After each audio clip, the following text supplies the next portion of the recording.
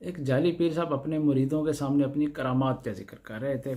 وہ کہتے ہیں کہ میں صحرا میں جا رہا تھا کہ چلتے چلتے 2 دن گزر گئے اور بہت ہی زور کی بھوک لگی، تو میں نے ایسے ہاتھ بڑھا کر اڑتا ہوا ایک پرندہ پکڑا اور سورج کی روشنی میں بھون کر کھا لیا۔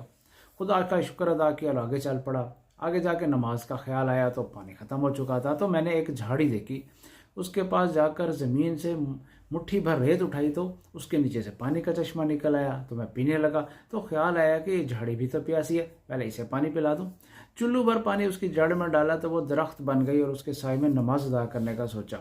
وضو کے لیے چلو میں پانی لے کر کلی کی تو جہاں جہاں پانی گرا گلاب کے پھول کھل گئے۔ چہرے پر پانی ڈالا تو پانی کے قطرے زمین پر گرنے کے بجائے ہر قطرہ ایک کالے رنگ کا طوطا بن کر درخت کی ٹہنی پر بیٹھ گیا اور میری مریدوں کے لیے دعا کرنے لگا۔ مرید جو جھوم جھوم کر سن رہے تھے، ان میں سے ایک مرید بولا، پیر صاحب کالے رنگ کا طوطا؟ پیر صاحب نے غضبناک انداز میں اس کی طرف دیکھا تو ساتھ بیٹھے دوسرے مرید نے کہا، اوئے چپ کر، یہاں باقی کام بڑے سائنس کے اصول کے مطابق ہو رہے ہیں، جو تجھے طوطے پر شک ہے۔